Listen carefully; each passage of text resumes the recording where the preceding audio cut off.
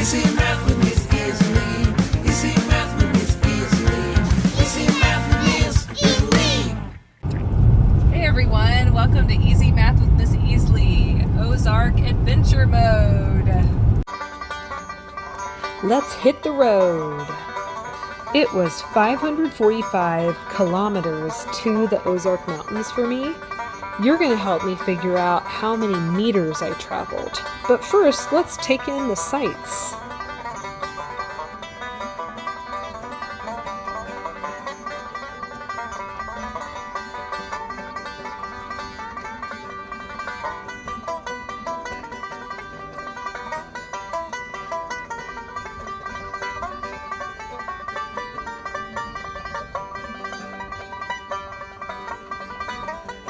Alright, so let me show you my favorite way of solving these type of problems.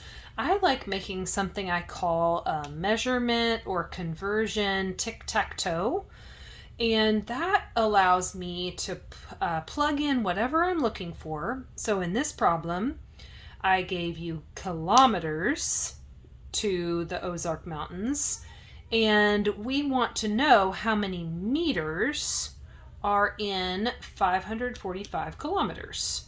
So what I like to do first, before I start thinking about that part, is I like to fill in this first row with things that I already know. So I could look up that 1 kilometer equals 1,000 meters.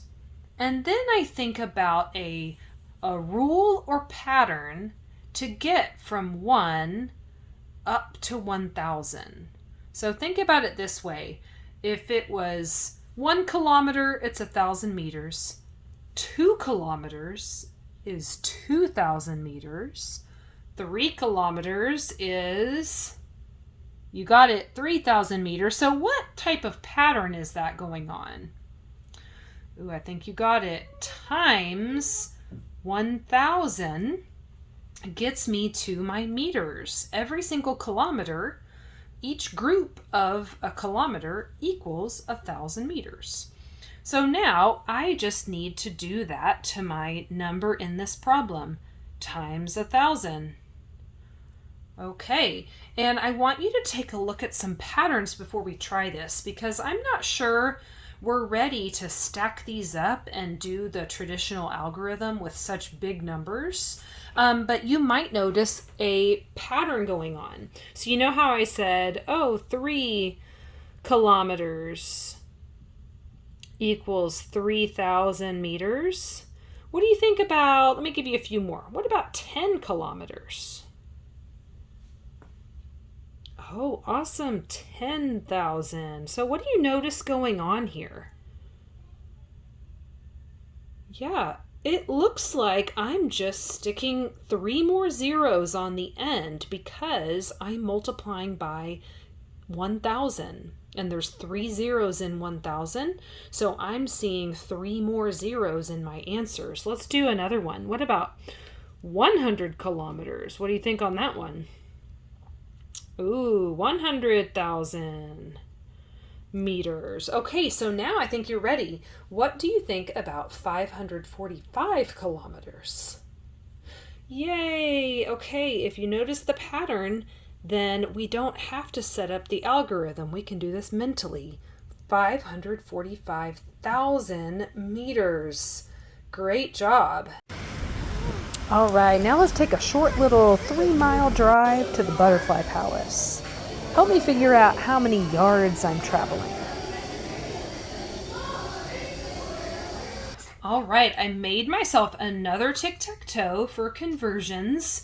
This time I gave you miles and you're trying to find yards. So let's write down first what we know about those. So this is one of those that you might not have memorized, but I usually have some sort of conversion chart. You might have one. There's even some in the back or front of some different spiral notebooks. So see if you can find one or just look it up online. But what do you know? 1 mile is 1,760 yards. See, that's one of those that's probably kind of hard to memorize, so I like to look it up. Okay, and my problem is giving you 3 miles to the Butterfly Palace. So now, what do you think the rule is to get from 1 up to 1,760? Okay, you're noticing that they're all either multiply or divide, and 1 times anything equals that number. So great job. Now, what do we do with the 3 miles? Okay, awesome. Same rule or pattern. Okay, I want you to pause the video, multiply those, or you could use repeated addition because we have 3 groups of 1,760. So whichever strategy you want to do, then we'll come back and check your work. All right, I'm going to check it with the algorithm here. 0, 6 times 3. Yep, you got it. 18. 7 times 3. 21 plus the 1, good, is 22. 1 times 3 is 3 plus the 2 is 5. So that is 5,280 yards away. Great job. Phew, my dog Freckles found this bowl of ice water. It had 12 cups in it. How many quarts was that?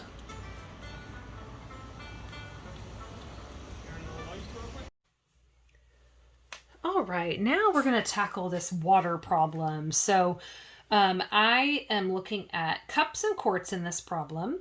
And I've got a little bit of a problem because when I look at my conversion chart for my state, it doesn't tell me how many cups equals a quart. And so I need to take a look at what it does say. So it does give me some clues. I know that 1 gallon equals 4 quarts. I know that 1 quart equals 2 pints. So see, it doesn't tell me cups here. It changes the quarts into pints.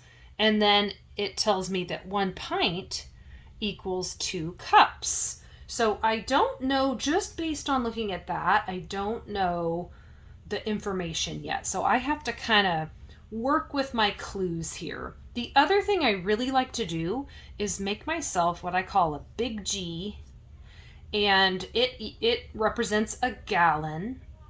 Then every single gallon is 4 quarts, so I draw 4 big Q's to fill up the space. Then every single quart is going to have 2 pints in it.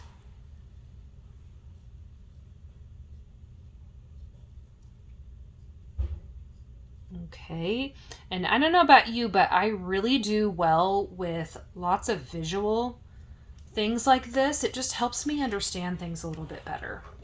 Okay, then every single pint has 2 cups in it. So I'm going to draw those, and already I think I'm starting to see the answer for how many cups are in a quart. Can you see? Oh, awesome. In 1 quart, there's 1, 2, 3, 4 cups. Okay, the other thing that's a little bit weird about this problem is I'm noticing that this one is different than the last one. You know how the last one started with a 1 and was getting a bigger number on this side, right? This one is going the other way. We have the 1 over here and a bigger number on this side. So what operation do you think we might need to do to go this direction and get smaller? Okay, you might be thinking the opposite of times 4. What's the opposite of times 4 to go the opposite direction? Great, divided by 4. Okay, and if the water bowl was 12 cups, I want you to pause the video, see if you can figure out the quarts for that. All right, let's check your work. So divide by 4 is the rule or pattern. But I can also use a fact family and use my multiplication skills to help me. 1 times 4 is 4. Something times 4 is 12. What do you think? Great, 3. So that water bowl is 3 quarts.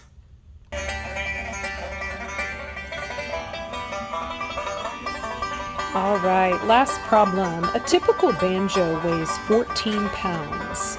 I want to know how many ounces that is. All right, last problem. So that banjo weight is 14 pounds. So I made sure to make this side pounds and this side ounces. And the banjo is 14 pounds. Now, can you look up, or do you know how many ounces are in a pound? Okay, awesome. 16. So now, what is the rule to get from, or pattern to get from 1 pound to 16 ounces? Think about 2 groups of 16, 3 groups of 16. We're going to end up finding out 14 groups of 16.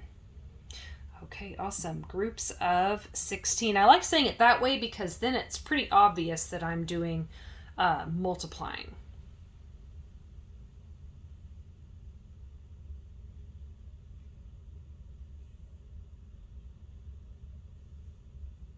All right, so why don't you pause the video, see if you can solve this problem. We'll come back and check your work.